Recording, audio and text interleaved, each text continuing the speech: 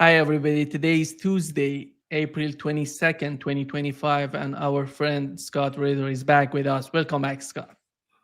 Thanks for having me. Let's get started, Scott, with what Ukrainians are talking about. A Ukrainian official reported that the Russian offensive in Kharkov region already underway. Do you think that Russia is going to expand the front line? Then they're going to go to the from Donbass, Donetsk, Lugansk, and going up there to Kharkov. And how do you see the situation on the battlefield right now?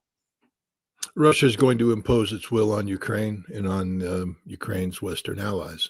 Russia has always made it clear that not only will it regain control of the totality of Kherson, including the right bank, Zaporizhia, Donetsk, and Lugansk, but that Russia is going to seek to have a buffer zone. And if Ukraine isn't going to willingly hand over the territory necessary to create this buffer zone, Russia will seize it through military force. This is what Russia has said all along. They warned Ukraine, when you start using long-range weapons to strike Russian territory, all you're doing is guaranteeing that the buffer zone that we're going to create is going to be even bigger. And this is why demilitarization is so important too. It's not just about the size of the Ukrainian military that will be permitted in a post-conflict environment, but the composition of this military, what weapons it will have. Ukraine will not be allowed to have any weapons capable of striking Russian territory. Ukraine lost that right. It started this conflict. It sought to escalate this conflict, and now it's lost this conflict. And that's just the way the cookie crumbles. Yeah, we know that Russians are talking about that Steve Witkoff going to be in Russia again and to talk with them.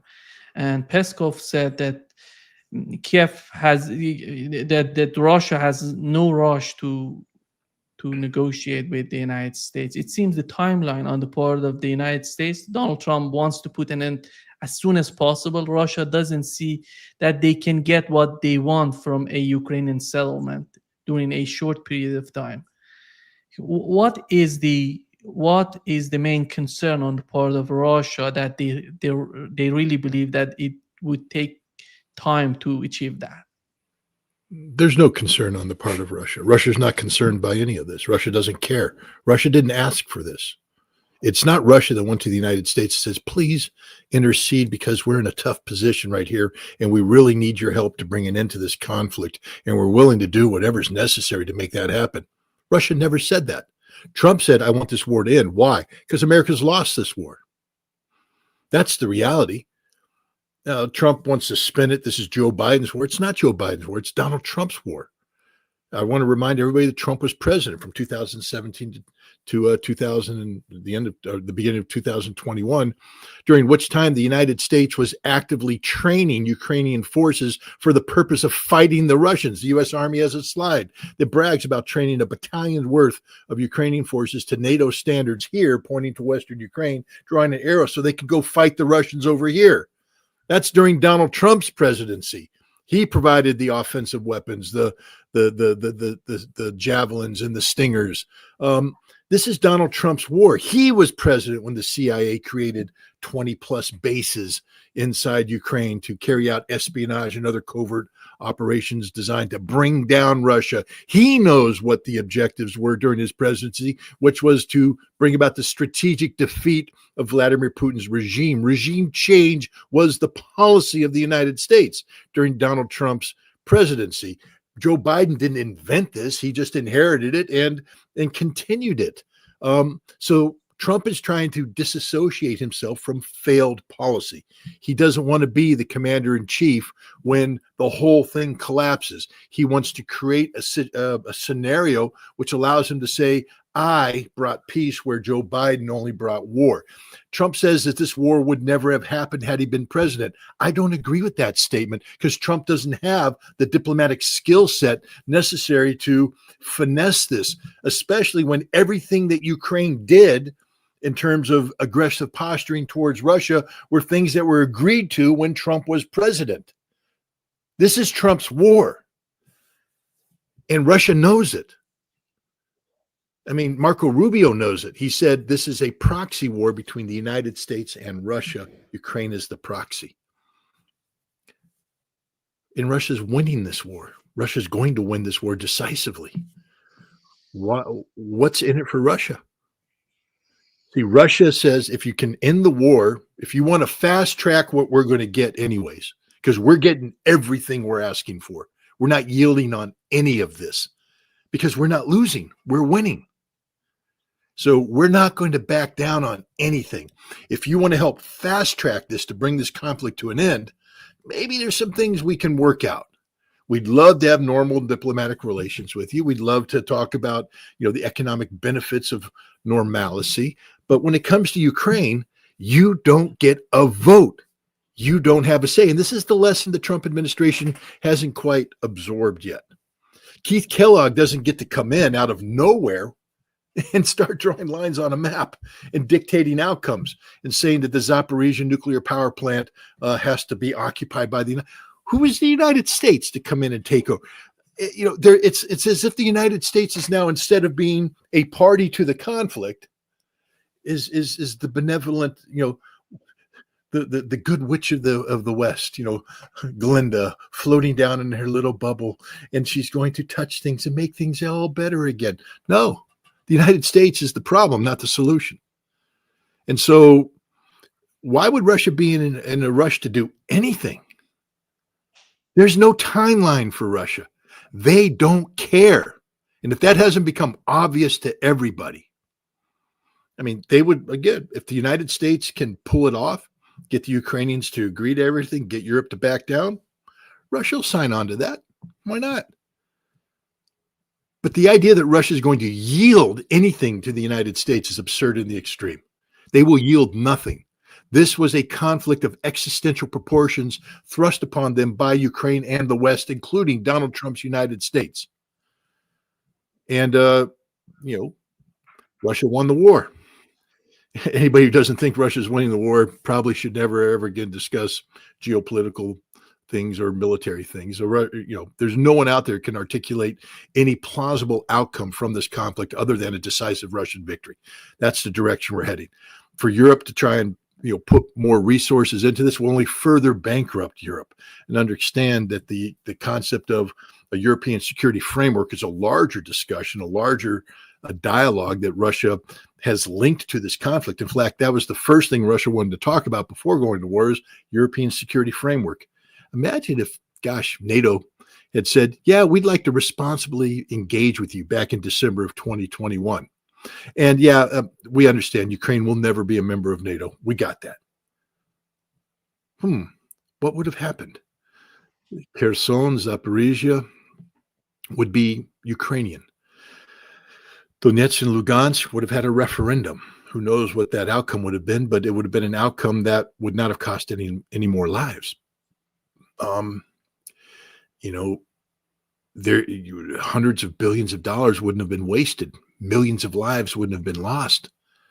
And now you've got Europe scrambling to not even get to that. Whatever Europe's trying to retain, to hold on to, doesn't come close to what they would have gotten had they just sat down with the Russians in December of 2021. That's what the Russians have put on the table. And Russia's been pretty responsible ever since then. The Istanbul communique that created the potential for peace in March, April of 2022.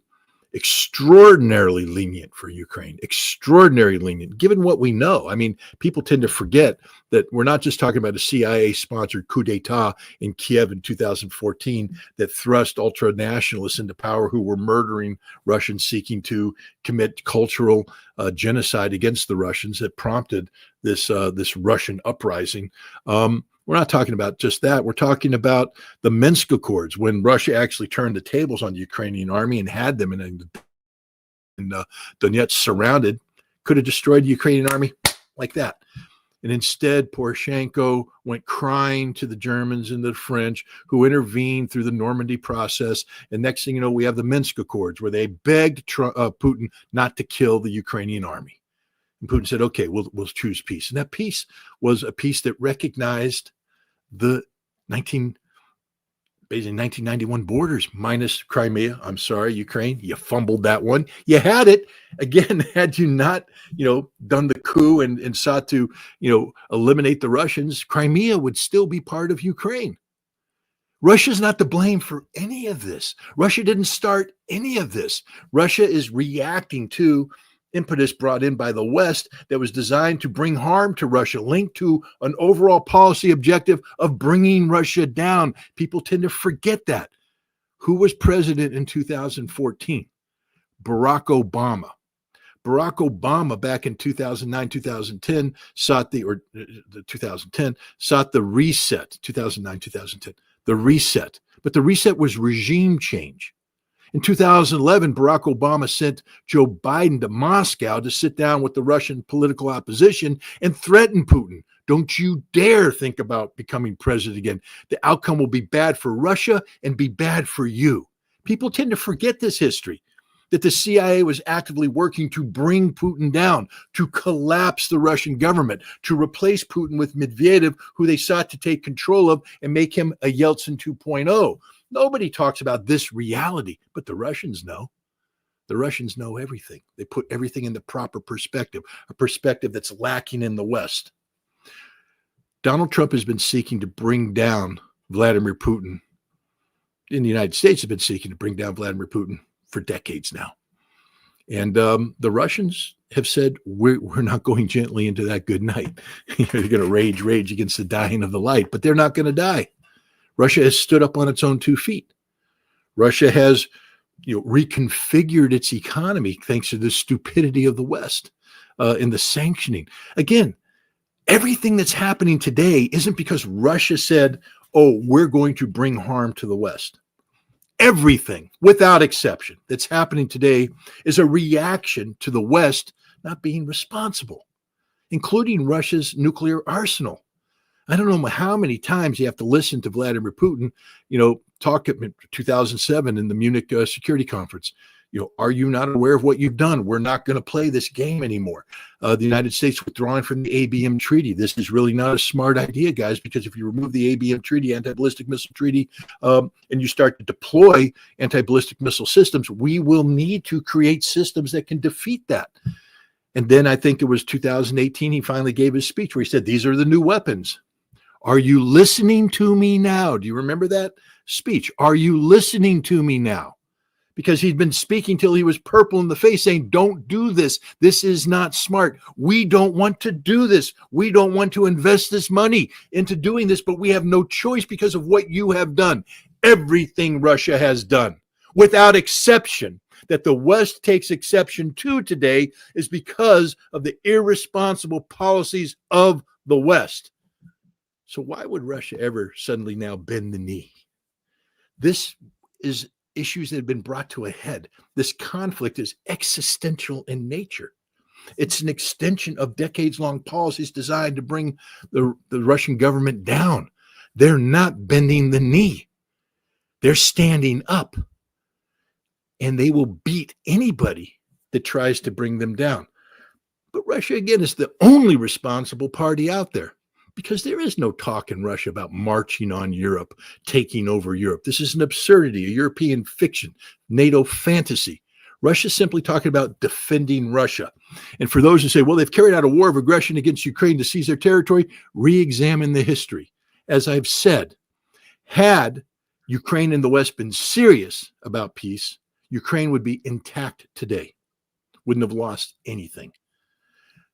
Everything that's happened to Ukraine is because of decisions made by Ukrainian officials and their Western sponsors, their Western masters, that have sought to create the condition to bring harm to Russia.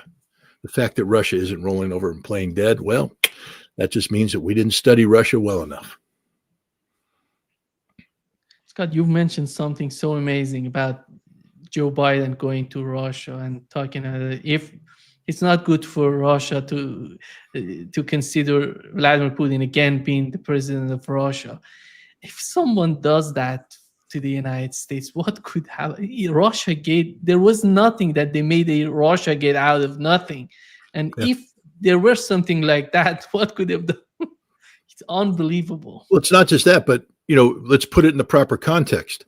of Navalny. Navalny is a CIA created resource. I mean, he's a ultra right wing lunatic who was basically brought into power. People need to study how Navalny came into being, because he's this nut job. I mean, he's a guy who literally, talks about, calling the people of the Caucasus cockroaches, and that the solution is to shoot them. Nice guy, Mr. Democracy here. But he was empowered because he could help create a youth movement that the West wanted to replicate what happened in Ukraine. The Orange Revolution was, again, a CIA, George Soros sponsored,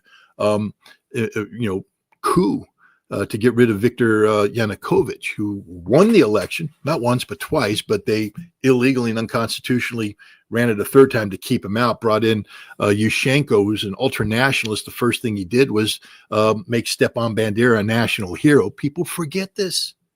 The Russians don't. But Navalny was supposed to replicate this. And the CIA backed him. He was brought to the United States. He was sponsored by this this Russian academic who had this sort of a think tank type this salon that she ran in Moscow, where she brought in Gary Kasparov, another MI6 CIA resource, Nemtsov. The whole crew came in here, and she sponsored them and reported back to the U.S. Embassy, because she was a CIA student. She was, I forget which universities she was working at here in the United States, Brown maybe or something, but she was recruited there, trained there, sent to Russia to do this job. She's now back here because she's a spy. She's literally a CIA resource. Navalny was CIA. The whole movement, democracy movement, was CIA controlled. They either did it directly through their officers in the U.S. Embassy, or they did it through proxies, through the NGOs. It's amazing, in 2012, when Russia kicked out USAID and all the other NGOs, everybody went, oh my God, how anti-democratic can you be? Today, who's saying that? We now know what the truth of USAID and NED and all these others are. We know what they do. Well, that's what they were doing. And the Russians went, not here. Goodbye, do svidaniya, so long, see you later, alligator. And they defunded this. But this isn't just what happened in that time frame. We have to go back to 1994 when, oh gosh, who was it? Michael McFaul. Again, do your research on McFaul, guys. Understand that he was part of that whole NGO-sponsored regime change thing. He was a Boris Yeltsin guy. He's the guy that helped create Boris Yeltsin, then sustain Boris Yeltsin. People tend to forget that this wonderful, expression of democracy in October of 1993 put tanks in the street to go to war against the Russian parliament, firing on the parliament to eliminate the parliament because he couldn't stand democracy. And we stood by and let it happen. And then we tried to cook up an election in the aftermath to create, a pro-Yeltsin wing, and we failed. And now that you continue this division. So in 1994, the charge d'affaires at the Moscow embassy, number 2 guy, I think last name was Mary. He wrote what's called the Long Telegram, the second Long Telegram. First one was George Kennan, 1946, I believe. This one, 1994. And he warned, he said, what we're doing is destroying the possibility of Russia developing genuine democratic institutions. We are destroying democracy in Russia by supporting Yeltsin and suppressing these institutions, which we did. And then in 1996, we bought the election. If you remember, Time Magazine ran a cover story about it, bragging about how best election money could buy. We bought Boris Yeltsin. And then, of course, in 1999, Mr. Corruption's about to collapse, and he turns the reins of power over to Putin. What did we do? We immediately turned around to try and take these institutions that we suppressed and we controlled and breathe new life into them and call them the political opposition. Putin, meanwhile, is saying, hey, I want an opposition. In 2004, I think he gave a presentation. He says, I'm all about political opposition, guys. I'm about Russia. I'm about Russia being Russia. And if you think I'm doing something wrong and you have better ideas, put them on the table. It makes Russia stronger. I'm for that. But he's not for the CIA hijacking that process to bring him down. That's not Russia being Russia. That's the CIA interfering. And so what happened is, after we destroyed these democratic institutions to create real Russian institutions, instead we replaced them with U.S.-controlled entities that sustain the Yeltsin, government When Yeltsin went away, we now took these U.S. controlled entities and tried to transform them into Russian entities controlled by the United States to initially capture Putin. And when we couldn't capture Putin, to bring Putin down. We've been doing this game for so long that most Americans tend to forget that this is the reality. Americans are saying, well, there is no real democratic institutions in Russia. Why? Why? Because we didn't allow it to happen. Don't blame it on Putin. What do you want Putin to do? Say, oh, it's okay. Let the CIA fund these people and come in. Yep, we're going to let the CIA come in and undermine that. We wouldn't let that happen here at all. So it's not just, Biden flying in there. Why did Biden think he could fly in there? What was going through his head? Because what he was he was briefed by Michael McFaul and everybody else that we control the Russian opposition, that we never lost the 1990s mindset where we were in charge, where we were dictating. And we were resentful that this guy named Putin thought that he could control us. But after 2 terms, Putin had to step aside. Now Medvedev's in there, and we're convinced we can own Medvedev, that we can use the same control mechanisms that controlled Yeltsin. We can now latch them onto Medvedev and control him, but we got to keep Putin down. We got to put Putin out. We were literally talking about putting Putin to pasture. We were going to bribe, I forget what make him the head of the International Olympics Committee or something like that. Vladimir Putin was going to accept the bribe. Yep, just take the job, take the money, go get your sinecure, be the head of the Olympic Committee, and then we'll fly you around. You can be a talking head on TV, and yay. And Putin was like, you don't understand what the president of Russia means. See, Putin knows his job. His job was to save Russia from the West. And he did it, and the West is deeply resentful. And that's what this Ukraine conflict is about. It's an extension of this entire process designed to bring Russia down. The Ukraine conflict was bringing everything to a head. And we guessed wrong on everything. All the idiots that ran around and talked about the weakness of the Russia. Do you remember? I mean, it was very popular for a while. Russia's just it's a gas station. That's all it is, a gas station with nuclear weapons. That's all. Just a simple gas. Well, if Russia's a gas station, then the rest of the West is a Humvee out on a highway in the middle of nowhere with no gas. So suddenly the Russian gas station is the most important damn thing in the world.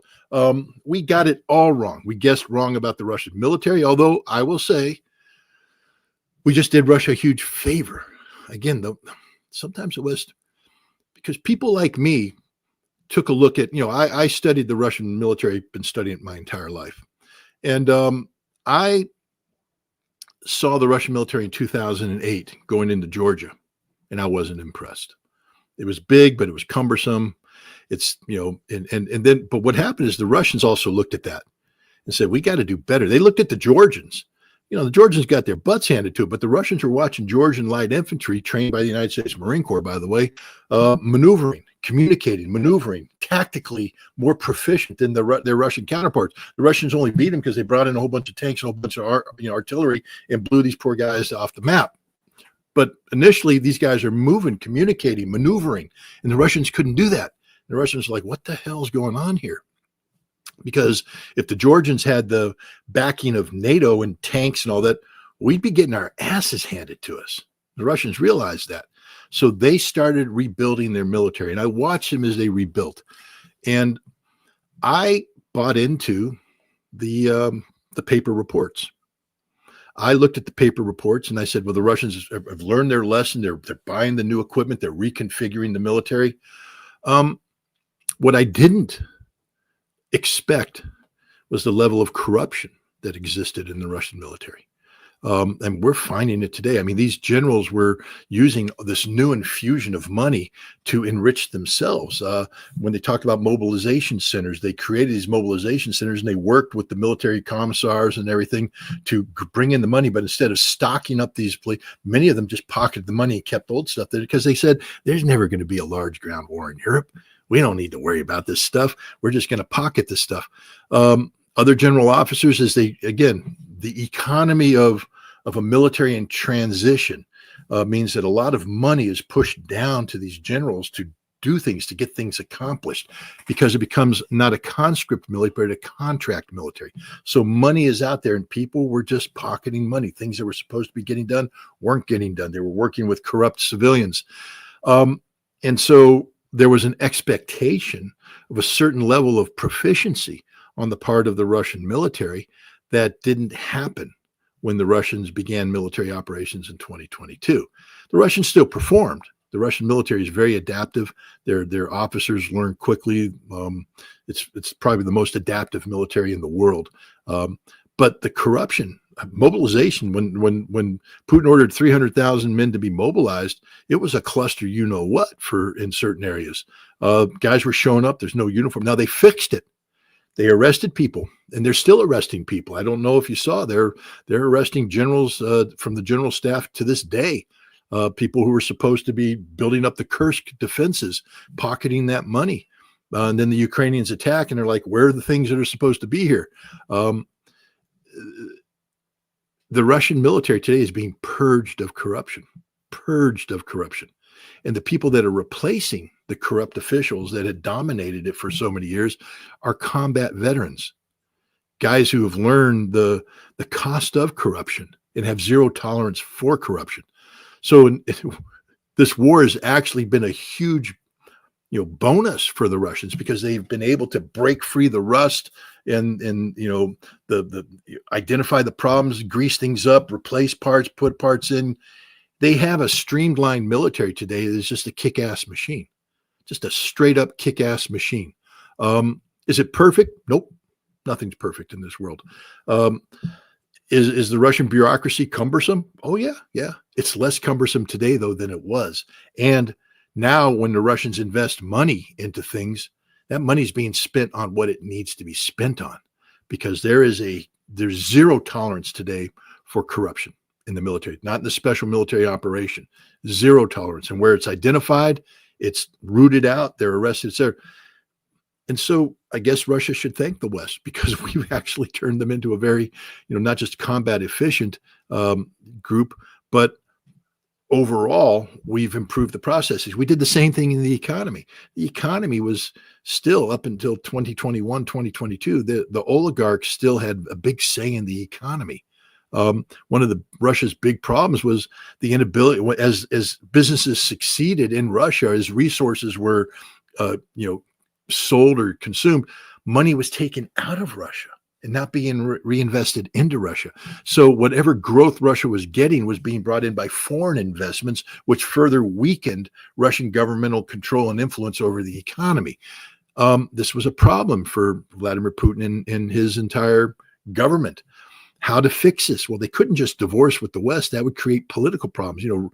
Vladimir Putin was a 63, 65%, kind of guy at the polls. I mean, winning, but the margin there, if you get 20% of the people pissed off at you, like let's say you say, I'm going to unilaterally cut relations with the Western economies, that 20% goes to the opposition, and Vladimir Putin's not the president anymore. So he has to play this game. Out comes the special military operation, out comes the sanctions. And the first thing that the West does is sanction the oligarchs. And Putin's going, really? Thank you very much. We'll go along with that one. Y'all are out of here. Get out of here. You took your money away. Now the West took your money. That's a decision you made. We're done. And if you want to bring your money back in, the deal is now, since I get to call the shots, you have to invest everything into Russia. And that's what's happened is, these Russia has a very large economy, a very diverse economy that produces, considerable income. But instead of that money, billions of dollars being taken out, it's being reinvested back in, which encourages more growth, which attracts foreign investors, not from the West, but from China, from India. Go to the St. Petersburg International Forum and take a look at the number of Chinese companies and Indian companies there. Also take a look at a number of Western companies on the wings going, we sort of can't wait to get back into this thing. Go to, Novosibirsk and take a look at the Chinese and Indian investment into the third largest city of Russia, the largest growing part of the Russian economic sector, Novosibirsk. Go to Ekaterinburg.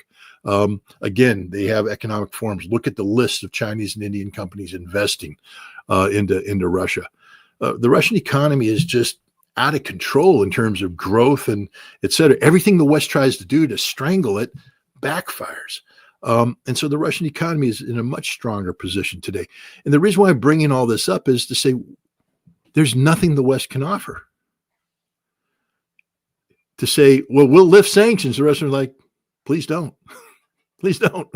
We're doing quite well with the sanctions. You just keep them up. We'll keep growing. We like it because the sanctions create a firewall against the corruption that helped bring Russia down.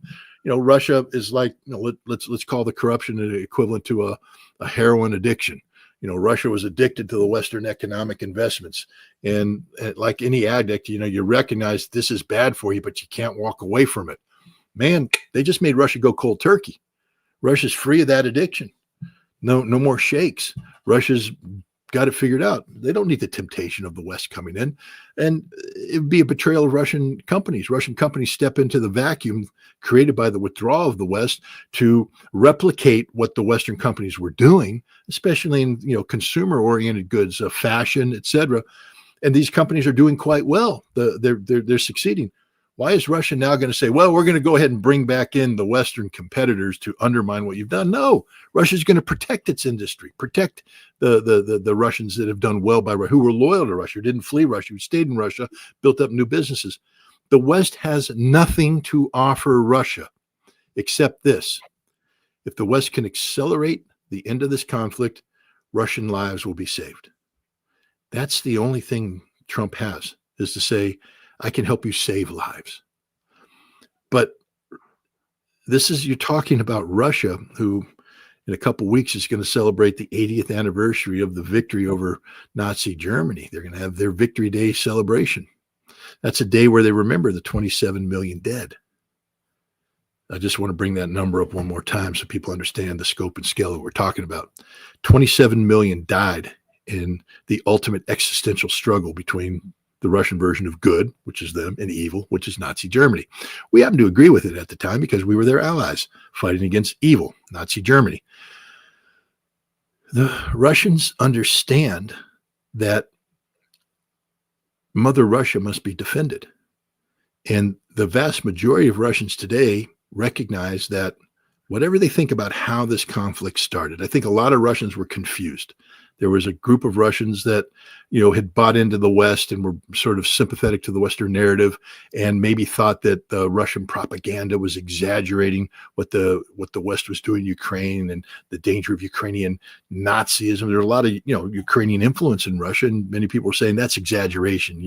We know in Ukraine today, the Nazis aren't in charge. It's, and so there's a lot of people saying, I don't know, man, I'm a little uncomfortable about this special military operation thing. Today, there's just no more debate about it. They know what Ukraine is. They know the evil that it is, and they know what the West has done. They've had the veil lifted from their face. They see clearly now.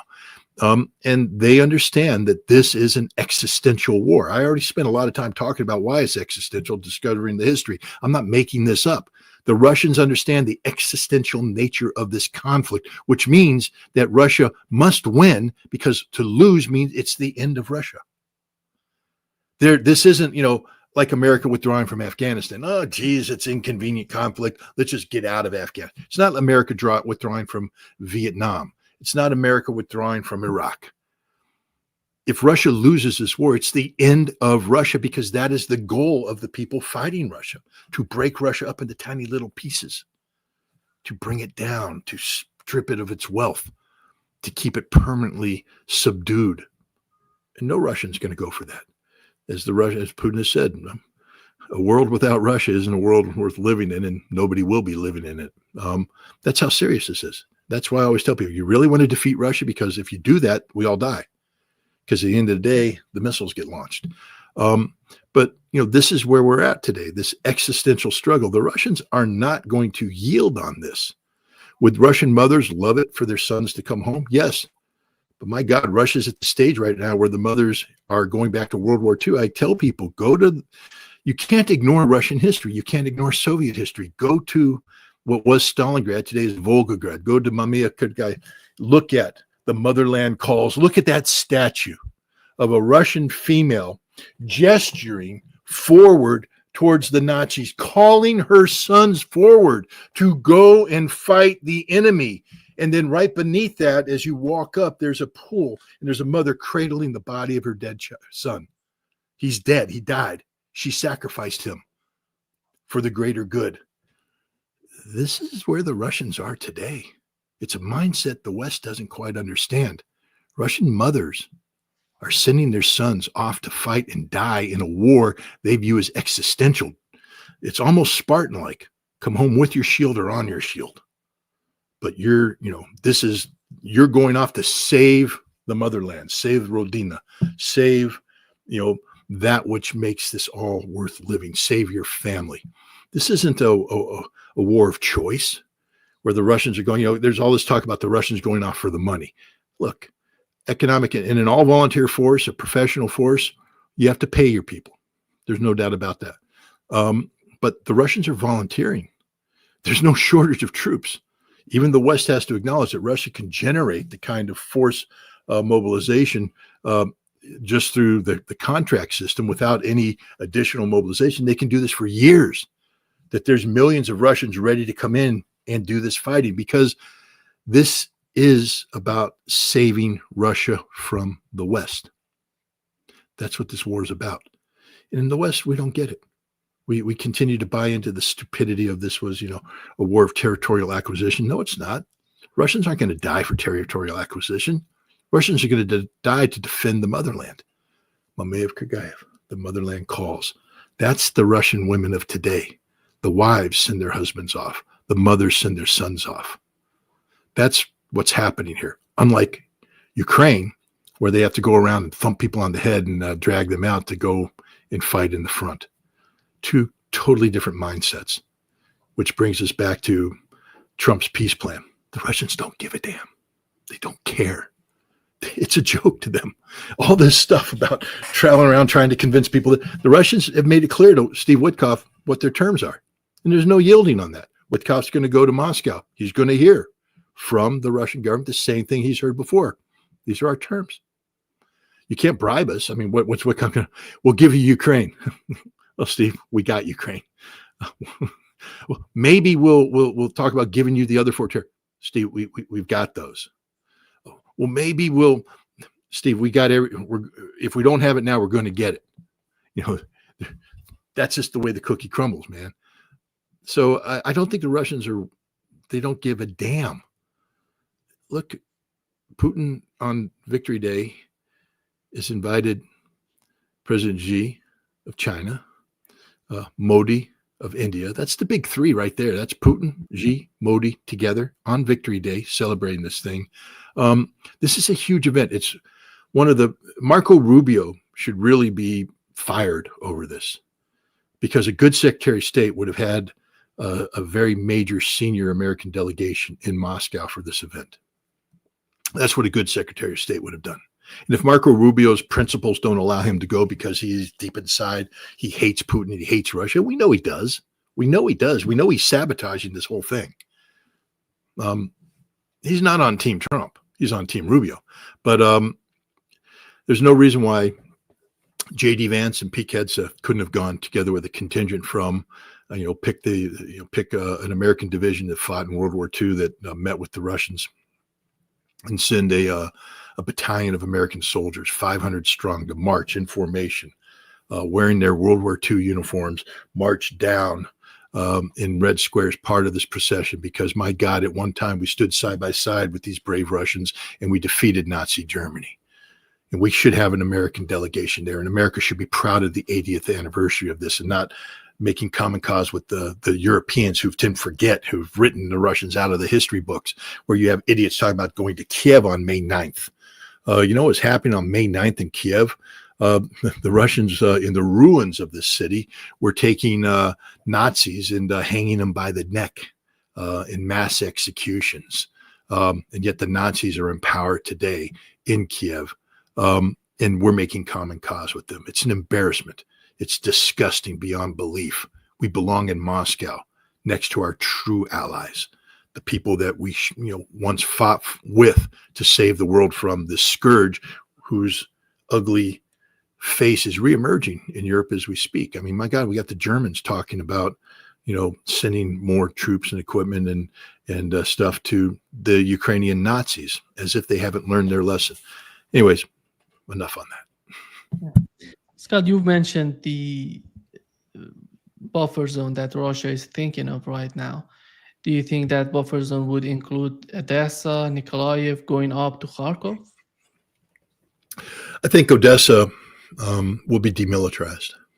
I think Kharkov will be demilitarized. Sumy will be demilitarized. It may be under Ukrainian civil control, meaning the police, firefighters, and the government will be there. But no, there will be no military in these areas. That's just, again, the consequences of cause and effect. Ukraine has used all of these places to launch strikes into Russia. Russia hasn't forgotten, and Russia will never forgive. So the consequence is that when this war ends, either Ukraine yields to the reality of a Russian-controlled buffer zone, or Russia will take it. Again, Russians aren't debating here. They're not asking for permission to do anything. They're going to do it. And there's no timeline. All these people, they have to get it done by May 9th. No, they don't. They just have to get it done. And they'll go on whatever timeline the West wants to dictate. If the West wants to pour in $200 billion more of equipment, Russia will continue the war until that $200 billion has been ground down, along with, gosh, another million Ukrainians if you want. And they will get what they want. But no, there will be a buffer zone. That's a guarantee. You mentioned the history of the conflict in Ukraine in terms of that coup, and right after that, the capture of the Crimea, and then we had the Minsk 1 and Minsk 2.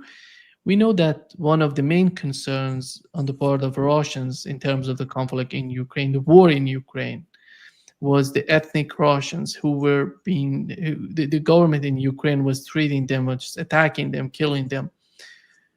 And do you think right now, we know we have when you look at Kharkov, Odessa, Nikolaev, even in Lithuania, Latvia, Estonia, do you think that could be possible to get a greater picture of ethnic Russians and the way that Russia would be able to protect them, to somehow support them against this we can say racist sort of behavior on the part of the governments? But is that possible to get it through negotiations that Witkoff is implementing right now? That's would require, first of all, the United States doesn't have any say in this whatsoever. It's purely a Russian internal policy that dates back. I mean, whatever is in Putin's heart's in Putin's heart. But I think in 2005, he gave an address to the Russian, the Senate, and I forget what they called the Federated Council or something like that. This is the speech that's been taken out of context, where he said that the greatest geopolitical calamity of the last century was the collapse of the Soviet Union. And everybody went, oh my God, he wants to remake the Soviet Union. You don't listen to what he says. He said, because overnight, tens of millions of Russians became homeless. And he said, I am the president of the Russian nation. That's different from the Russian Federation. The Russian nation is the Russian people united by a common language, culture, religion, history. And these people live in places today that aren't part of the Russian Federation, but I have a duty and responsibility to them. And so this is what defines Russian policy and will continue to define Russian policy. And there's nothing the United States can do to get involved in this. This is purely a domestic affair. Russia will work with the nations as needed. Russia's not going to invade. But people need to understand that Russia will not give up, that it's there to protect its citizens. And if those nations decide to do things to create the potential for military conflict, and again, I hate being nitpicky on this, and I'm not picking on you. It's not a war, Nima. If it was a war, it'd be over. See, a war means the physical destruction of Ukraine. A war means Kiev no longer exists. Lvov no longer exists. That's what a war is. It's a war. A war is an existential struggle between two nations. It's total war.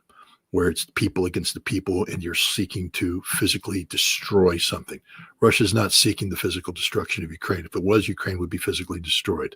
This is a special military operation, which means that even if, as Russia brings to bear an increasing level of military violence to solve problems on the battlefield, that's only, again, in reaction to the investment made by the West. So Russia's level of violence rises as the West invests, but this is not war. Because if it was war, Ukraine would no longer exist. That's the reality of it. So we need to keep that in mind. And it's something the Russians continuously remind the Ukrainians. For instance, they say if you make a move on Transnistria, that will become a war. If you start striking critical Russian infrastructure, that would be, see, people say, that Crimea bridge is a legitimate target because Russia brings military equipment across. And the Russians are saying it's a legitimate target in war, but we're not at war. But if you want to attack that and destroy that, then we will be at war. And then everything that you have will be destroyed. We will destroy everything. And there are some in the West that understand this, but there's many in the West that don't, that continue to use a lexicon of conflict that is politically satisfying for them. See, it's easier for them to say Russia has invaded Ukraine. No, they haven't. That Russia's at war with Ukraine. No, it's not. This is a special military operation. It has very specific goals and objectives that are linked to the underlying problem, which we have described, which is Ukraine's assault on the Russian nation. That is the Russian speakers, the Russian culture, the Russian religion. We just had Easter. We saw, again, more evidence of the Ukrainians seeking to suppress the Russian Orthodox Church, the Ukrainian Orthodox Church, and replace it with some fictional religion that's an insult to everybody. But that, that's where we stand. What Russia's going to do with the Baltics, I think the Baltics are going to find that they're in an incredibly weakened position, because one of the things that's going to happen because of this, for NATO to become as engaged as it has with the Ukraine conflict means that NATO now has fatally weakened itself. And as NATO adjusts, one of the adjustments that's taking place is America reevaluating, what it wants to be in NATO. And I think you're going to see the United States withdrawing troops, including the battle group that we currently have in, I think it's Lithuania. Maybe it's not, I don't know. I think the Germans have Lithuania, so we might be in Estonia or Latvia. I don't know, one of the three Chihuahuas. But we're going to withdraw. And when we withdraw there, we're also going to pull the Fifth Corps out of Poland. At least maybe a cadre headquarters will be there, but the brigade that's there, we're going to start pulling out. We're going to start pulling out from Germany, and suddenly the Baltics are going to go, well, if America's not here, who's going to defend us? Because the French ain't going to defend you. The British ain't going to defend you. No one's going to defend you. And yet you're picking a fight. A Chihuahua's picking a fight with the Rottweiler next door. And the Rottweiler will kick your ass. And so the Balts are going to lose a lot of this stiffener that's been there helping them stand up and making stupid statements. And I think eventually what's going to happen is that you're going to see a normalization where the Balts will, one way or another, be compelled to stop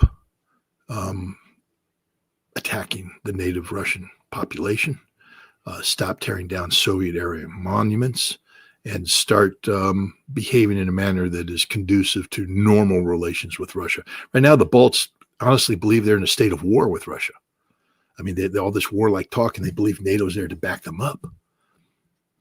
NATO's not there to back them up anymore, and pretty soon NATO won't even be there to make a pretense of backing them up. They'll be totally isolated.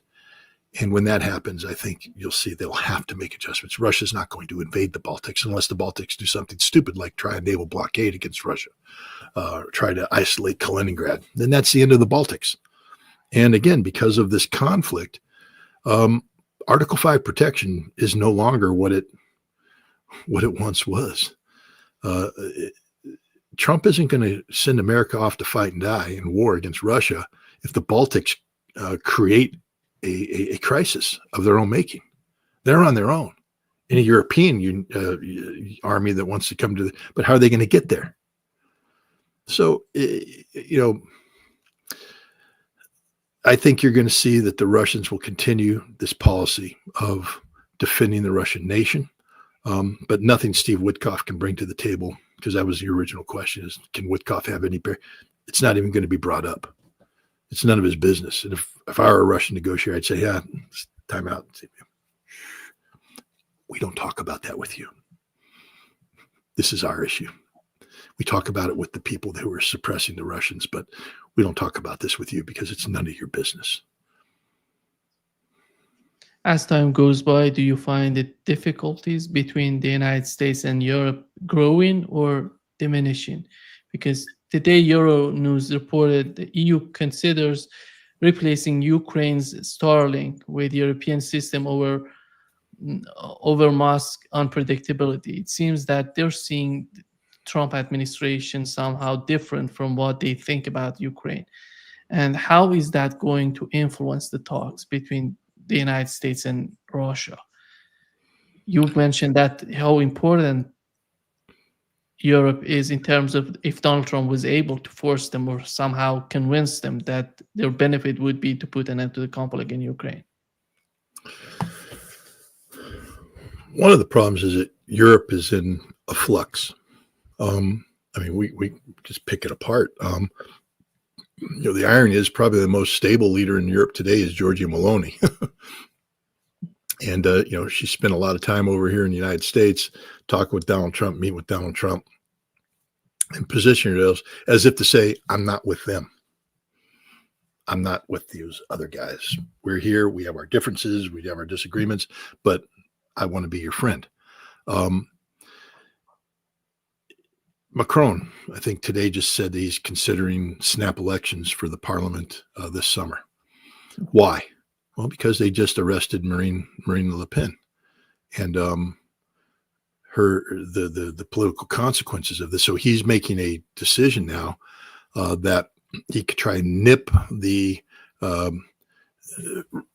rise of the far right by having a snap election where he might have a snowball's chance in hell of putting together an anti-right coalition. Because if you wait another year, the right owns it.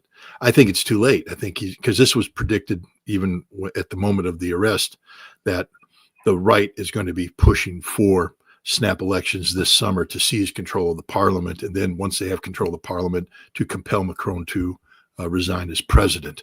And so we could be looking at radical political transformation in France today.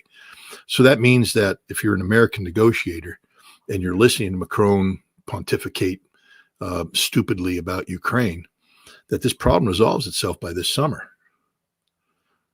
So why lose any sleep over this? And now you're looking at the Russians, and the Russians are looking at the same thing, saying, yeah, I don't know why you're paying attention to France, because they sort of go away this summer. They're not here. Starmer. I don't know how Starmer walks away from his making out with Prince Ali. And I don't mean to bring that up, except that it's there. This is a disgraced leader. He is horrible as a leader, and now he's caught in a surveillance tape making out with his, butler or whatever the hell they call that. You can't survive this. And this is as Starmer is saying things that the British military is saying, we can't do that. We don't have any tanks. We don't have any airplanes. We don't have a navy. We don't have anything. We're shrinking. There goes England. Gosh, Germany. Oh, the Germans. I mean, they're breaking out the armbands, baby. They got their new chancellor in there, and he's going to sell 250 Tauruses to Ukraine. And he's not. Because Pistorius, the current Minister of Defense, who will probably be the Minister of Defense in whatever coalition that has to put together, because they can't have AFD, can't have Alternative for Deutschland, so you've got to keep this ruling thing. So Pistorius now has leverage. He comes in, and Pistorius has said that ain't going to happen. There's a reason why it didn't happen under Schultz. Secret, we can't talk about it, but once he becomes the chancellor, we'll come in and we'll let him know why. Let me tell you why they can't. because the Taurus doesn't work without German military involvement, direct military involvement on the ground. Every aspect of the Taurus being targeted is controlled by the Germans except the actual launch in an aircraft. But up until then, Germany did it. So if a Taurus missile hits the Crimea Bridge, the Russians have said, we will treat that as if Germany launched it against the Crimea Bridge, and we will take you off the map. And the Russians have made this clear. No ifs, ands, or buts about it. There's direct cause and effect. If you want a war with us, we will give you a war. And the best way to do that is for you to attack us, and we will view the use of the Taurus against critical infrastructure as an attack. And the Germans received the briefing, and it's held their hand. This is the reality. And then what? We now have this ridiculous demand made by Ukraine. The Germans must give us all of their military. Basically, Germany, demobilize and turn over all your tanks, all your armored vehicles, all your artillery, everything to us. Oh, and give us 5% of your defense budget and 5% of your normal budget. Basically, Germany, you're our vassal state. Because that's what the Ukrainians are actually doing, this flip colonial thing, where they're saying Germany is responsive to the colonial master, which is Ukraine. That Germany's in the job is to feed the beast. How insulting can that be to the Germans? I mean, I can't imagine being a German waking up and reading that going, that's okay. Yeah, sure. We'll do that. If this happened in the United States, I can guarantee you the American public will be demanding, the resignation of or American military intervention to get rid of this. And the other problem with Germany is in the last election, AfD was number 2. And today they're number 1. Things aren't going well in the polls. And when this new chancellor comes in, I don't see him lasting a year without a vote of no confidence, especially if he does stupid things like, doubling down on stupid in Ukraine. So now you have a vote of no confidence, snap elections, AfD wins, probably a majority. Germany's off the map. We can keep going all day long. Europe doesn't exist. Europe's a non-player, non-factor. And to show the extent of this, I think the Russian intelligence service just published an analysis that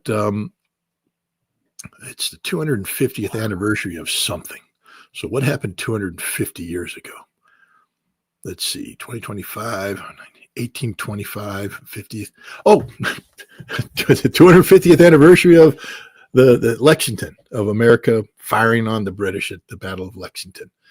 The opening salvo of America's Declaration of Independence from European imperialism, and from the concept of European, America being a colony of Europe.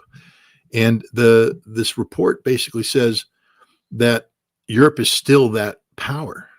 Europe is still trying to impose itself. I mean, you got Macron saying, yeah, I think the euro is going to replace the dollar.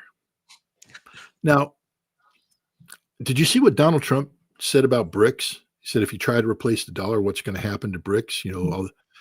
Macron, dude, what are you doing? You think that's going to make it easy for you? You think Trump's going to go, yeah, I guess so. Yeah, you're right, Emmanuel. It's the euro, baby. We'll just go ahead and fold. Hey, Fed, stop producing the dollar. Forget about it. America, we're done. France is going to step in with the euro. No, we're going to destroy France. Literally destroy France if they want to play that game. Because that's existential to the United States.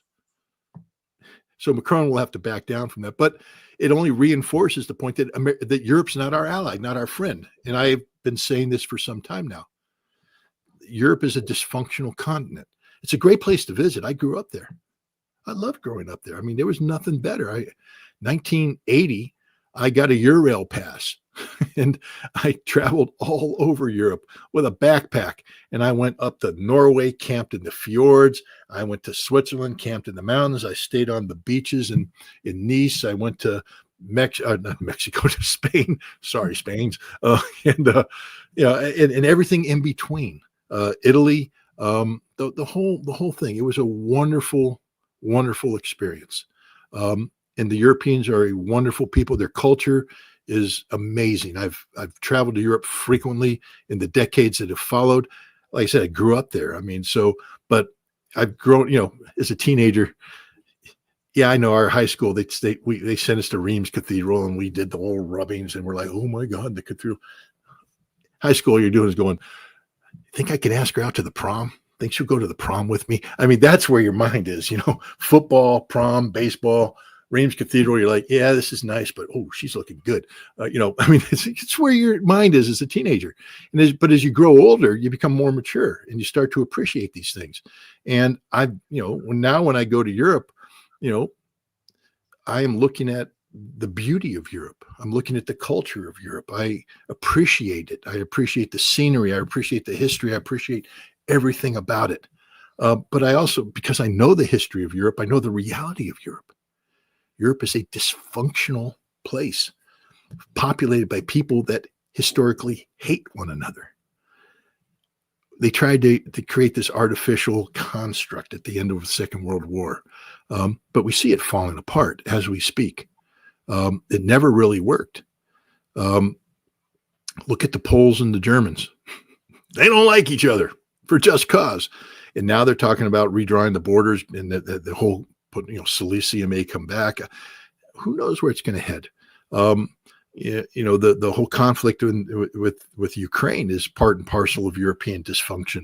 The Balkans continues to be dysfunctional. Today we have Kosovo, which is not a NATO member, aligning itself with Albania and Croatia, NATO members, to create a military alliance within NATO. Why do you need a military alliance within NATO?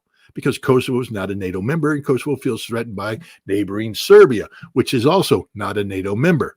But Serbia's turned to Hungary and Slovakia and said, hey, want to join our little military alliance to counter these? And now you have two little military alliances getting ready to go at each other in the heart of Europe. Welcome to the dysfunction of Europe. And if you don't think France and Germany can fight a war against each other, you don't know the history of France and Germany. All right? World War II was 80 years ago. Not that long, guys. And a lot has happened, and the mindsets are changing. And if you don't think that one day the Germans will look at Alsace-Lorraine and go, that belongs to us too.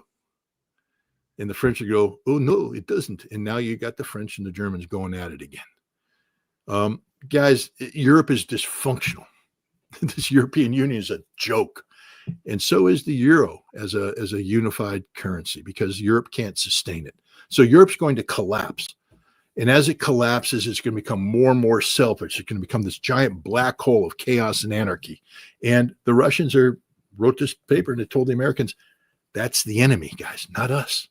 This is the enemy. Europe is the enemy. They're the bad guys. They've never been the good guys. I mean, European culture, yes, it's wonderful. But do you think the European culture came because the Europeans were cultured? Because they kicked the crap out of people, dominated, conquered them, and used the benefits of empire to build things. It doesn't happen in a vacuum. The Italian Renaissance, first of all, it happened in the aftermath of the Black Plague, but it happened because Italy had that Catholic Church, which was robbing everybody blind, going around and stealing the world.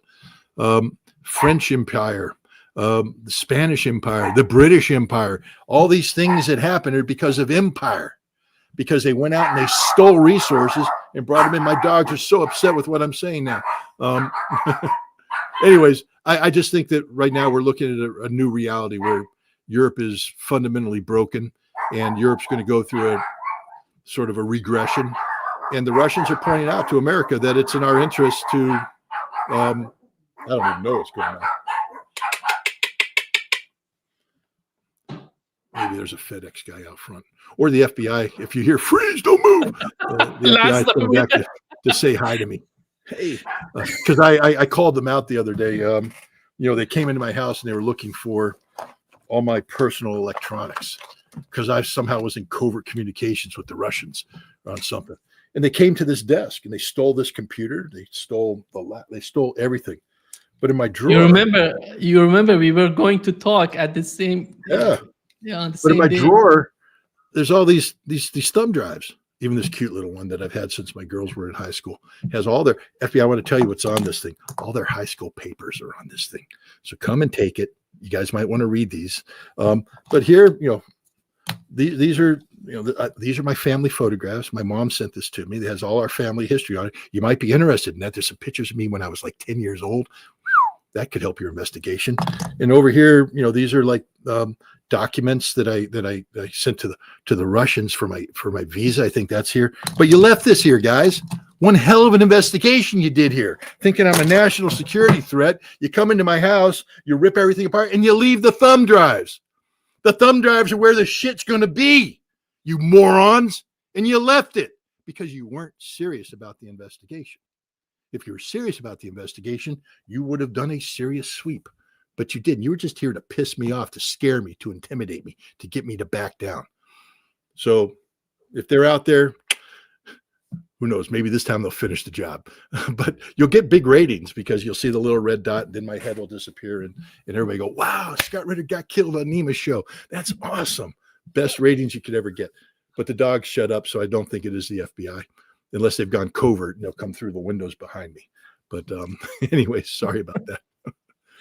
Scott, do you think that Donald Trump, the United States under the Trump administration, is shifting from Europe to Asia? Here is what J.D. Vance said. I want to know what's your take on the way that they're thinking of Asia right now. Industry alliance will enable America and India to develop the most state-of-the-art maritime systems needed for victory. It's fitting that India this year is hosting the Quad Leaders Summit this fall. Our interests in a free, open, peaceful, and prosperous Indo-Pacific are in full alignment. Both of us know that the region must remain safe from any hostile powers that seek to dominate it. Growing relations between our countries over the last decade are part of what led America to designate India a major defense partner, the first of that class. This designation means that India now shares with the UAE a defense and technology infrastructure and partnership with the United States on par with America's closest allies and friends.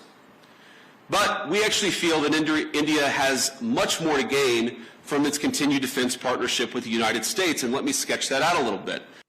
Yeah. Yeah. I mean, what is JD smoking? Last I checked, Modi was going to be in Moscow on May 9th, not in Washington, D.C. India's playing a difficult game. They're straddling the fence on here. But they are part of BRICS, and that BRICS relationship is solid. What the United States is trying to do is drive a wedge between India and China. I always crack up. Last time I checked, it wasn't China that had carrier battle groups roaming the Indo-Pacific. It was the United States. So there's only one power that seeks to dominate the region through military force, and that's the United States. So the hypocrisy that's contained in that statement is unreal. Also, last time I checked, India gets the majority of its military equipment from Russia, or at least a significant part of it, to include S-400 missiles. How's that going to work, America, if they're on par with all these other people? But India's buying S-400 missiles. They're buying advanced Russian aircraft, advanced Russian systems. There's just a lot of wishful thinking there on the part of J.D. Vance. It's a strategy that, the strategy is predicated, the American strategy is predicated on the ability to strip India away from China. That's just not going to happen, because India understands that, China is a growing power. And the best way to deal with China is through cooperation, not through confrontation. And India is not going to get into the confronting China business. And I think this is the wrong approach for the United States to be taking. We leading with the military is just a recipe for failure and disaster, because while the American military remains dominant, it isn't there's a difference in when you talk about, for instance, air superiority and air supremacy. Air superiority means you got the upper hand, but you're still fighting. Air supremacy means you can go anywhere and do what you want. Right now in the Pacific, we have military superiority. But if you take a look at trends, our trend is towards lessening. Our military is pretty much capped out at what it can do. and to increase it, we'd have to invest considerably, and we're not in a position to make that investment right now. China, on the other hand, we see their military continuing to grow, to get stronger. So the superiority that we currently enjoy is starting to see the Chinese each reach parity. So instead of being superior across the board, we're superior here, but the Chinese have reached parity in many places, and in some places the Chinese have achieved superiority, broken through, and they have superiority in hypersonic missiles, for instance, which means that any conflict between the United States and China, it's not a guarantee. We don't have supremacy. J.D. Vance is speaking as if we enjoy supremacy. We don't. We enjoy superiority that's waning. So it's a mistake to place all your chips on a losing gamble, because we're not going to win. And to force a military conflict with China is to create the conditions for a nuclear exchange that nobody wants, nobody needs. Our best bet is to focus economically, and here we could have better leverage with the Indians, to be honest, because India is concerned about Chinese economic supremacy.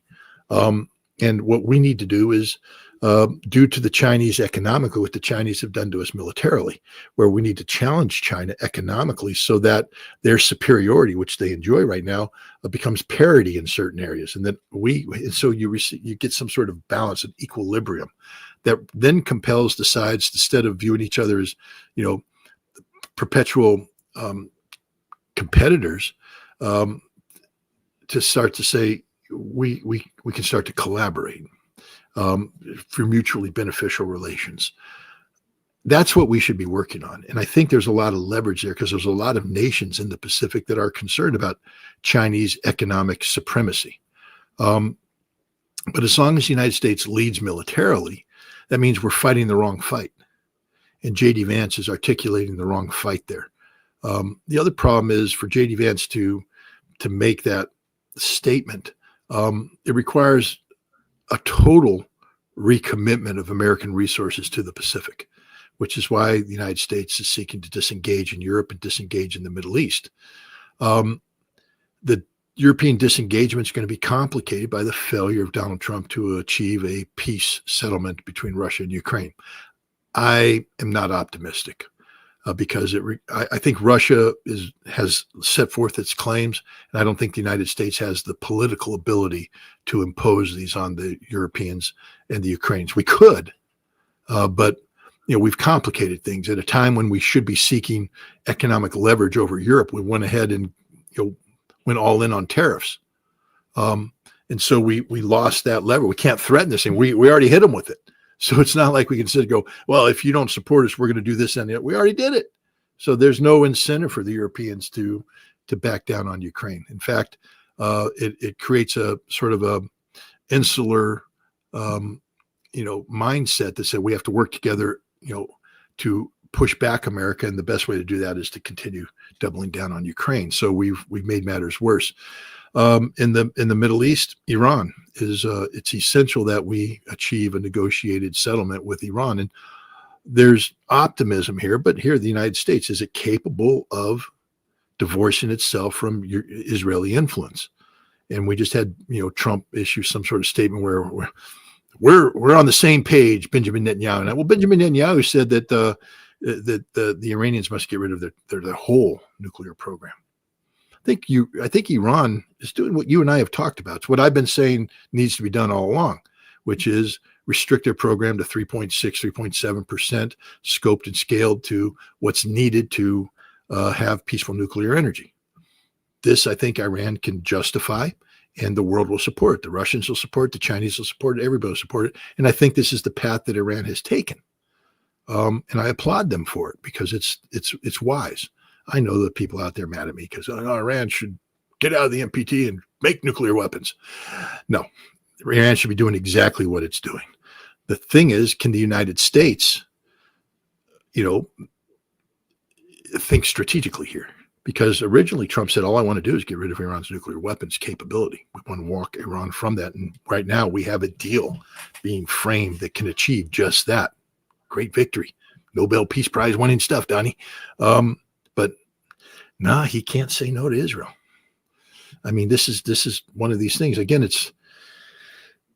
hate to keep overusing the addiction analogy or metaphor, but we're addicted to Israel. It's like a bad relationship, and if, let's say, you have somebody you love and they've broken free from an abusive relationship, and you see them and they've gotten a job and they've become and they're working, and there's somebody out here that can be friends with, and they have a new circle of friends, but you watch, they keep going back to the abusive ex, and you're going, no, don't do that.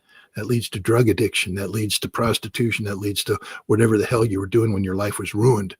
Israel is that bad influence, and we can't break free from it. We can't just say, hell no, we're going in this direction, because that's the direction we have to go if we're going to pivot to the Pacific. I'm in favor of a Pacific pivot. I think that the Chinese-American economic relationship is unhealthy right now. And I think left unresolved, it's conducive towards physical confrontation. I think we need to focus our resources on redefining our relationship with China on a solely economic basis, and then work with China and the region to reach some sort of equilibrium there that's acceptable to both parties. But to do that, we need to divorce ourselves from the potential of conflict in Europe and the potential of conflict in the Middle East. And yet with this, we have the chance for peace with Iran. I've beat my head against the wall saying this for some time now. It's the only way out of this is what's happening.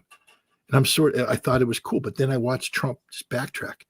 It's like that person going back to that abusive relationship. I'm like, don't do it. Netanyahu's bad for it. You know he is. You posted Jeffrey Sachs twice on your Truth Social. You know this guy is a beater, a wife beater, an abuser, a pimp, a guy who sells drugs. He's everything that's bad in a relationship. Don't go back to it. Don't embrace it. But off he goes.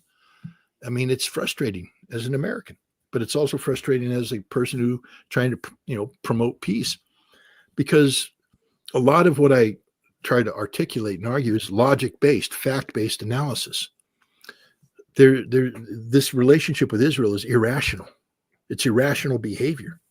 And anybody who thinks that they can assess and predict, outcomes based upon irrational behavior, you probably need to go and study, human psychology more.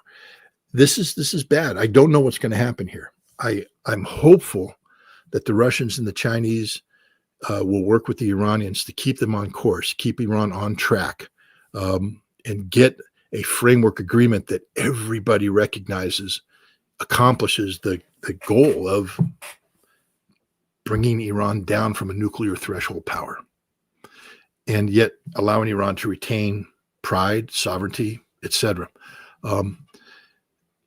And then we can have an intervention, where you put Trump into a room and everybody comes in and goes, guys, this is the best damn thing in the world. This is it. And you're a hero if you do this. But if you go back to that abusive, partner, the ex, this all goes away. And then your life becomes very complicated, very complicated. It's just tough. I mean, Israel is, it's an irrational factor. Because it's so evil, so bad. Even if you want to defend Israel and defend Israel's right to exist, it becomes increasingly difficult to do when you realize that Israel is the cause of all of our problems in the Middle East. Literally, there wouldn't be a Hamas if it wasn't for Israel. There wouldn't be a Hezbollah if it wasn't for Israel. Iran wouldn't be doing what it was doing if it wasn't for Israel. Israel is the problem, not the solution. And Israel's making it impossible for people to say, yeah, I support Israel. I support Israel's right to exist. Well, what Israel are we talking about? Because you can't support the continued existence of a genocidal entity. You can't support the continued dominance of a people who view everybody else in terms of Amalek, human animals, who can easily be killed, and their deaths can be justified because of, Israeli ethnic religious supremacy. That nation doesn't deserve to exist. If Israel is a nation state that recognizes it as one of equals in the region, I can defend that. I can defend Israel. I can say yes. what was envisioned in 1947, 48. And I know people are going to throw in the Balfour Declaration. They're going to talk about Theodore Herzl and colonialism and all that. Yes, history is complicated, guys. It really is complicated. There ain't nothing black and white in this world. It's complicated.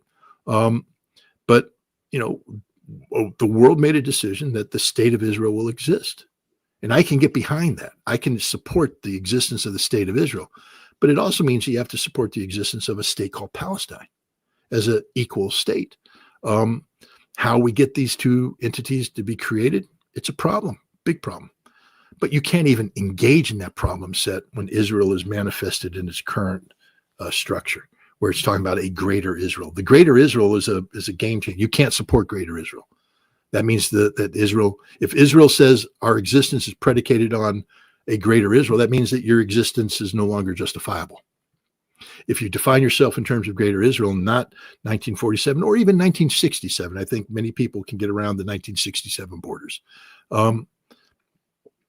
If you're not willing to define Israel in that sense, then that the Israel you're talking about can't be justified, can't be defended, can't exist. That's the problem that we have, because we now have people in the United States that are supporting a greater Israel.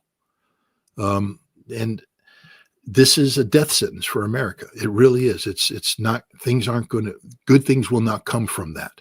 Logically, no one can walk me through the logical sequencing by starting off with a foundation that begins with greater Israel and tell me how that makes the world a safer place to live. Because I can go step by step and show you how the opposite is the reality. We have a chance for bringing an end to this Iranian debacle. 25 years, or even longer. We can bring an end to the American-Iranian crisis that's existed since 1979. We have the potential of not being friends with Iran, but creating a circumstance where we can peacefully coexist with the Iranian Islamic Republic, or the Islamic Republic of Iran. But I think this is possible. And if the Iranian people, on their own, without any outside influence, decide that they don't want an Islamic Republic anymore, that's their business. But we shouldn't be in the business of trying to dictate outcomes for them. This is purely the affairs of the Iranian people, and everybody should stay the hell out of it. And we have the chance to do this, to bring this issue, this disaster, this catastrophe, this tragedy between two nations to an end. On Friday, April 25th, there's so many anniversaries, but I think it's also the anniversary of Desert One. And I have friends that are gathering in Arlington Cemetery. And these are people who participated in Desert One. They're all getting long in the tooth and gray in the hair, but they're there. These are great Americans, heroic Americans, people who ran into burning airplanes to pull people out after the helicopter struck. These are guys who are willing to put it all on the line, their lives on the line, to rescue Americans who are being held hostage by the Iranians. And a lot of people forget it. Well, America, that was an act of imperialism. No, it wasn't. It was a humanitarian operation to rescue Americans that were being held illegally by the Iranian government, by proxies of the Iranian government. Just to give you, I have a friend, without getting into too much detail, there was a problem with resources deploying people in. And the only way they could actually, they were talking about getting some people in there would be that they would have to parachute them in. And to show you the dedication, you can only parachute them in using what's called HALO, high altitude, low opening. It's very specialized kind of airborne insertion. And one of these guys who was on the rescue team, so he's obviously a kick-ass kind of guy. He can kick-ass take names, and he was going to do that. He volunteered to be inserted on a HALO op, and he didn't have the HALO training. He said, to get this mission accomplished, I will learn how to do it on the ground, and my first HALO jump will be an operational combat jump into Iran. That's the kind of dedication these guys had.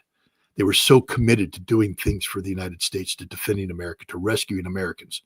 And on the 25th, there was a tragedy, and 8 of their bodies were left behind. And people often ask, why does America hate Iran? And I'm not picking on all Iranians, but I'll tell you, there are photographs of mullahs, ayatollahs, poking the charred corpses of these Americans with a knife, desecrating their bodies. Now, later on, the Iranians, of course, got the remains together and they turned the remains over. But for Americans who woke up one morning to find out that they left 8 Americans behind in Desert One, burned, their bodies burned, to watch mullahs poke at the bodies, it's unforgivable. Unforgivable. And this is one of the reasons why we don't like the Iranians. The other reason is the Marine barracks. When you take a guy, Mumia or whatever his name is, and help him blow up a barracks, killing 241 Marines and sailors and soldiers, that's unforgivable. Unforgivable. It just goes on. Now, we've done things that the Iranians could say are unforgivable. We shot down an airliner full of hundreds of innocent civilians. Unforgivable. We assassinated Qasem Soleimani. Unforgivable. Both sides have done horrible things against the other. But there's a lot of people out there that paint this as one way, that America is the only one who's done bad things. No. I got friends meeting in Arlington on the 25th who have a reason to hate the Iranians, and that hate still resonates. And these are great Americans. We have a chance to overcome this. We do. We have a chance to move beyond this hatred. We need to take this chance. This is like one of those once in a lifetime opportunities. If we miss this, we head down a path that just leads to the continuation of the hatred. And you're going to train a new generation of Americans to hate Iranians and a new generation of Iranians to hate Americans, because more atrocities are going to take place, unforgivable atrocities. Because war is it's an atrocity. You can wrap it any way you want to. War is about humans murdering humans. And so we're going to create opportunities for Iranians to murder Americans and for Americans to murder Iranians. Why do we want this? We have an opportunity now to move past that, to get beyond that, to put the past behind us. Trump needs to take advantage of this, but he can't because of Benjamin Netanyahu, because of the Israeli government, because of this malign influence, this cancerous tumor. And again, I don't say that lightly, because I think I've made it clear to you that I believe that Israel as originally envisioned, not Theodore Herzl, I'm talking about what was supposed to be in 1948, without David Ben-Gurion going into the Nakba and all this stuff. Let's say Israel without the murders and the mass deportations. That Israel has a right to exist. And even if we want to say that because of the complexity of history, we modify that statement to say Israel 1967 borders. Okay, if that's what the world can agree to, then that Israel has a right to exist. But not what it is today. That the Israel that exists today, this genocidal state that's trying to create a greater Israel, it doesn't have a right to exist. It is a cancer on the world. And we need to be walking away from it. And we're not. I mean, you have the President of the United States saying that he's on the same page with Netanyahu. Really? You're on the same page with genocide. Now, I know we're not allowed to call it genocide in America today, but it is. International law has recognized it as such. Not the ICC. I know it'd be real, well, the ICC is just a fake court. Okay, whatever you want to say. It wasn't fake when they indicted Vladimir Putin. Then it was like, ICC is the greatest thing since sliced bread. Oh, yeah, the ICC is awesome. Putin, war criminal. Manufactured case, politicized case. But now that the ICC turned around and said, well, Netanyahu and company are genocidal maniacs. No, politics can't have that. It's the International Court of Justice, which is the supreme legal body under international law with the United Nations. You know, the body is created as part of the United Nations Charter, which we signed and which was ratified in the United States Senate to become the law of the land. Read the Constitution. You know, when we enter a treaty and it's been signed by the president and ratified by the United States Senate, it becomes the law of the land and the supremacy clause. And yet we want to pretend that the ruling of this body doesn't matter, because we can't allow anything that contradicts what the Israelis say. So you have the mass murderer saying they're innocent, and the courts found them guilty, but we're saying, no, we're going with the murderer, even though all the evidence points to the murder being committed. We have to find a way to walk away from Israel. I don't know how we do that right now. It might take time. I'll tell you how we do it. I mean, I'll give you another thing that's just going to piss everybody off, but that's okay. I'm in the job of pissing people off. Apparently, I do it very well. I had a debate. It'll be published in its totality this week on X. Mario Nawfal did his whole 69 Minutes show, sort of a sexual, rip off of 60 Minutes, but it's actually turned into Elon Musk said, I'll fund it for kicks. Nawfal ran with it, and he's produced an interesting platform that's putting out stuff. I did a debate, an hour-long debate on Sunday with Dershowitz. And it was a Harvard professor, a legal scholar, and an ardent supporter of the state of Israel. And people put him down. I mean, they attack him. They call him the most horrible names in the world. And a lot of what he embraces is, I don't agree with. I find a lot of what he embraces to be reprehensible, not his act of embracing, but the actions. But he could find a lot, I'm somebody who's gone on in public calling the October 7th raid the greatest military raid in modern history.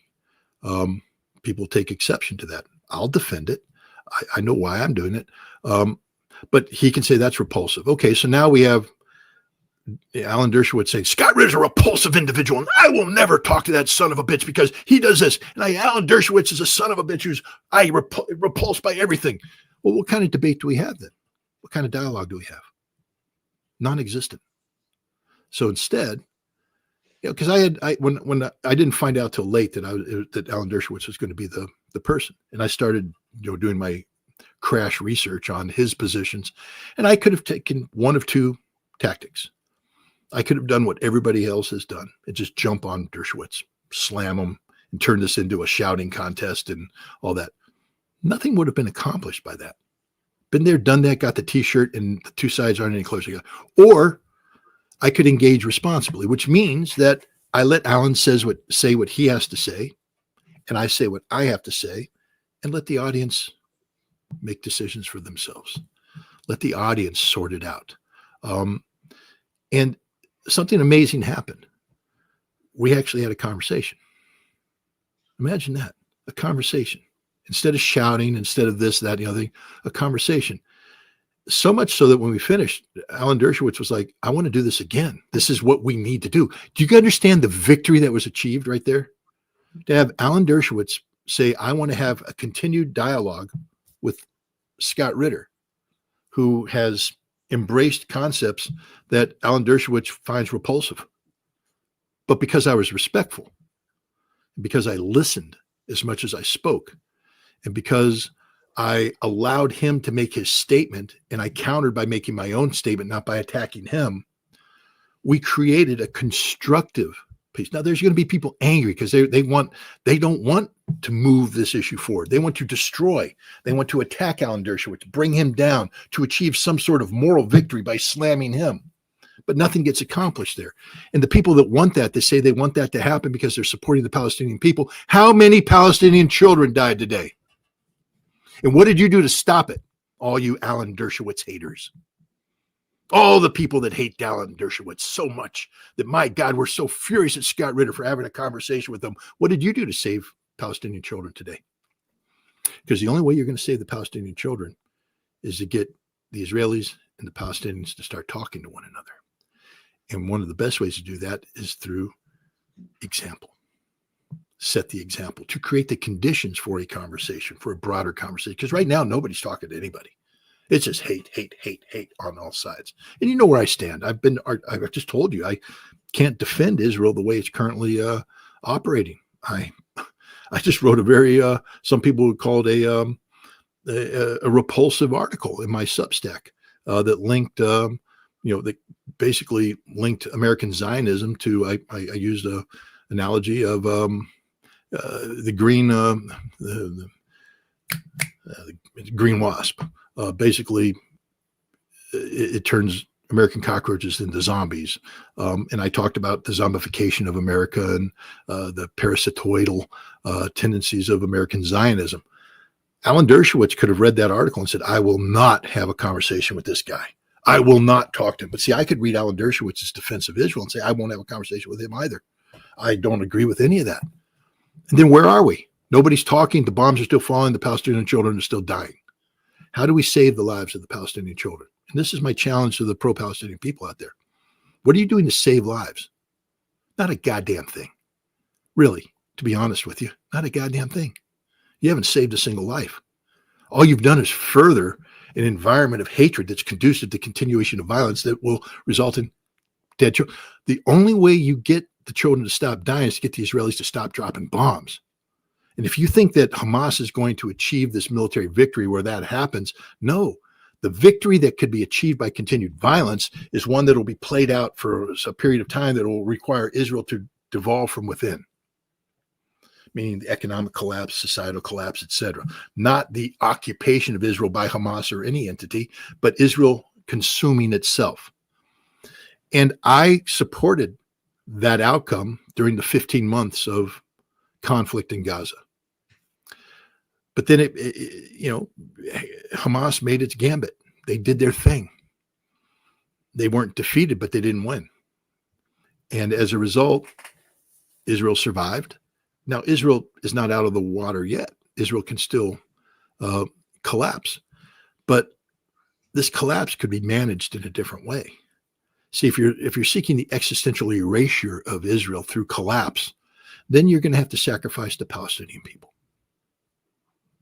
That's just the way it's going to be. You're sacrificed. So let's just be honest out there for all those people on the Palestinian people's side. You're willing to sacrifice them. That's what you're saying.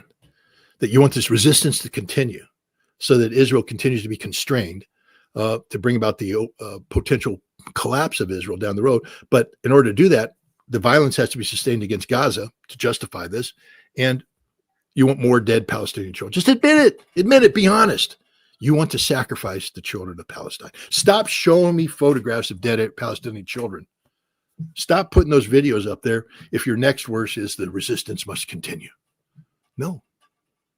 We have to find a way to bring an end to the fighting. And here's the other harsh thing that the Palestinians are going to have to, the pro-Palestinian crowd is going to have to accept. Hamas created the conditions for Israeli genocide. Hamas took 250 some odd people hostage and brought them back to Gaza, put them in tunnels under the ground. When I say underground, that means under the civilian infrastructure. What the hell was Israel supposed to do? Hamas did this because they knew that Israel's policy of collective punishment would create an image and a revulsion in the world that would turn the world against Israel. And it succeeded. But Hamas knew that they were sacrificing the Palestinian people. Yes, Israel dropped the bombs. But are you telling me that a tunnel underground isn't a military target? Is anybody out there going to articulate that the 500 kilometers of tunnels that Hamas built under Gaza, these aren't military targets? I challenge anybody to tell me it's not a military target. Nobody can. So now we come to the Israeli point of view, military necessity to take out this target. The military necessity gets weighed against proportionality. One of the things that I mentioned in this debate was Israel's, Lavender AI generated targeting mechanism. They also have something called the Gospel, another AI generated. But basically, it used inputs to create a targeting template to allow Israel to target Hamas leadership. And you could play with what the definition of Hamas is in order to expand your target set or not. A lot there to be criticized. I do. But what I said to Alan Dershowitz is, until I know exactly what the Israelis were thinking, until I could interview the targeteers and find out what their parameters were, I'm in no position to make a fact-based analysis of their definition of military necessity versus proportionality. I can't do that. And when we look at history, understand, the United States made a decision in 1944 to invade Normandy to begin the liberation of France. That decision was predicated on a bombing campaign that we knew was going to kill 65 to 100,000 French civilians. And we killed 65,000. 65,000 French civilians, innocent people, minding their own business, not collaborators, innocent people.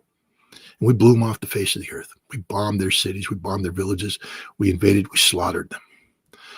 That was military necessity. It was proportional to the military requirement. So from an Israeli perspective, Hamas created a scenario where the Israelis could say, we have a military necessity of destroying these underground tunnels because that's where the enemy is. And we've decided that it's worth 45, 50, 60,000 Palestinian lives. That is the outcome that is proportional to the need. Hamas created that. Do you understand when Hamas made the decision to kidnap, take them, put them underground, to lure Israel into Gaza?